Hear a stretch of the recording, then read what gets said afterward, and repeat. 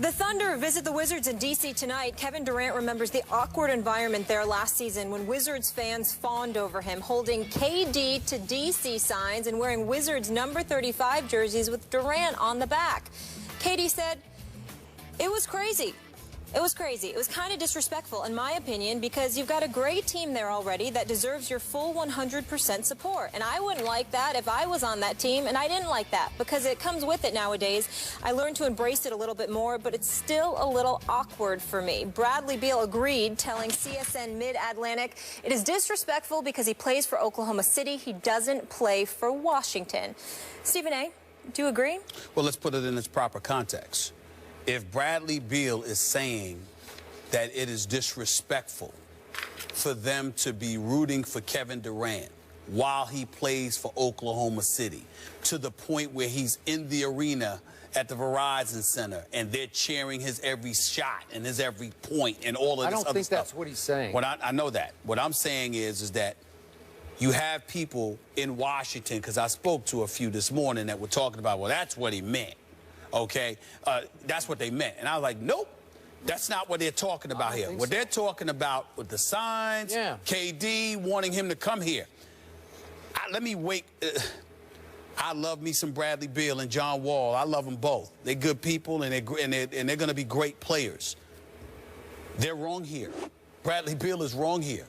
I have no problem whatsoever with fans in D.C.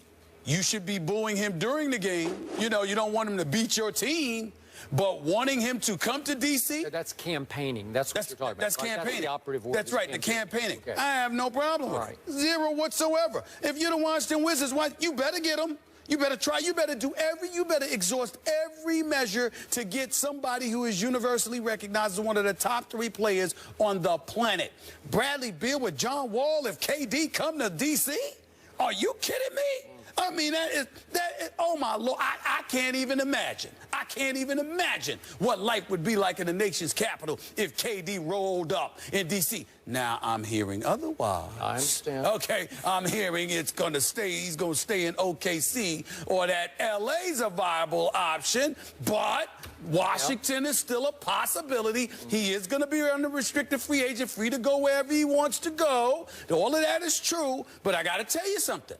I'm looking at KD. Listen, I got tired of them relying on Nene, because Nene with Gortat wasn't working. They were going to go home in the second round. And I haven't forgiven them for losing every home game in that series against Indiana the season before last. But when I look at them right now, they decided to go small. You got Gortat at the 5. You got Otto Porter at the 3. You got either Chris Humphries or Dudley at the 4. You got Beal and Wall in the backcourt.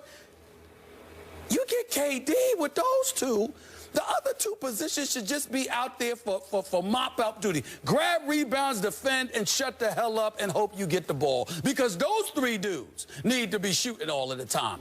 It would be special. So I don't blame them. They haven't been to the finals since '79. They haven't won a title since '78. It's been 35-plus years since you were relevant in the championship equation, and you had a decent shot before Gilbert Arenas shredded your franchise with his nonsense. So to me, I don't blame the city, the nation's capital, for starving for KD. He's homegrown. He's a homegrown product, and they are starving for relevancy, and he's the ticket to it. Just don't be rooting for him while he's playing the Wizards. Okay. I disagree with what you just said, but we have a double-edged sword here. We have KD and we have Bradley Beal, both saying it's disrespectful. I think Kevin's not being completely honest with his feelings there, because he can't be. He's got to be PC and say the right thing, which is, boy, that's disrespectful to him. I think deep down or privately, he really appreciates it and actually probably loves it, because he's from that neighborhood, man. And to go home and feel the love from those folks, I think it means a lot to Kevin.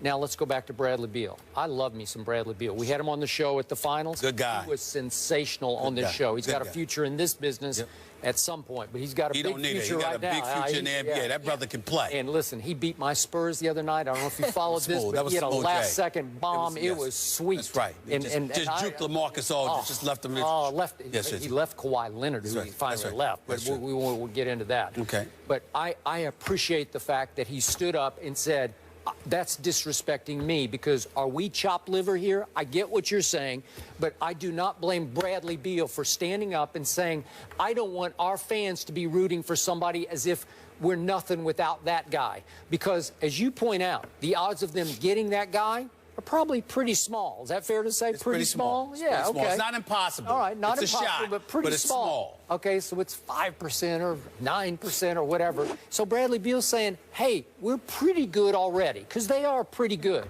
And they lost to Atlanta in the second round, as you say, last year, 4-2. That was about as good as they could get, and that was with Paul Pierce. Are they going to miss him this year? Is it going to be the same? Will they have the same sort of, you know, that veteran gutty leadership or big shot making when it's time? I don't know. I still like the team. I don't love them, but I love the fact that Bradley Beal stood up and said, no, don't do that to us, because we got a chance. Well, you can love it all you want. What I'm saying is, it ain't disrespectful for a fan base that hasn't been to the finals since 1979. And keep in mind, 1979. I was there. I covered those games. Molly, 1979. Yeah. I was 12 years old. Yeah, I wasn't. That's the last time. I'm sorry, I apologize. I was 11 going on 12. So the point that I'm trying to make to you is, yes, Wesley Unseld, Elvin Hayes and the crew, Bobby Dandridge and them. No question about it. Okay, I get it. But the flip side to it, Skip Bayless, is that it has been that long since this team has gone to the franchise. Damn it, they were called the Bullets back then, and they changed their name to the Wizards, okay? And A. Poland was the longer. They did. Listen, okay, that's fine. But in the end, especially some incidents they had on that team. In the end, you're not doing anything. And Bradley Beal has got a lot of promise. I love that brother. John Wall is big time to me, and he's going to get even better. But they need more. They are not beating LeBron James. No. They're not competing with Cleveland and them if you don't get a Durant. And the real question is, does Durant want to come east and contend against LeBron? Yep. I ain't getting to that. We can save that for another time. Okay. But what I'm saying, what I'm telling you is, if Durant goes to Washington, it's Cleveland, Washington. There ain't even a reason to talk about anybody. Yeah, but time out. I got to say this real quick. If I'm Kevin Durant, I would much rather compete against just LeBron than the entire West, man, because the West is rough. Well, that's fair. That's fair enough, depending on how you look at it. Because if you're going against teams, then if you fall, it's plausible. But if you come to the East and you keep losing to LeBron, then that's much more indictable. Yeah, okay. It depends on how you look at it. Either way, he's big time, one of the best players in the world, and Washington would be an instant contender with him. Who will bring home a championship first, the Redskins or the Wizards? Oh, that would be the Wizards. That's for another day. That would be the Wizards if they had Durant. Teddy Bridgewater knocked out on Sunday. So how much are the Rams to blame? Ryan Clark will be back with us back in a moment.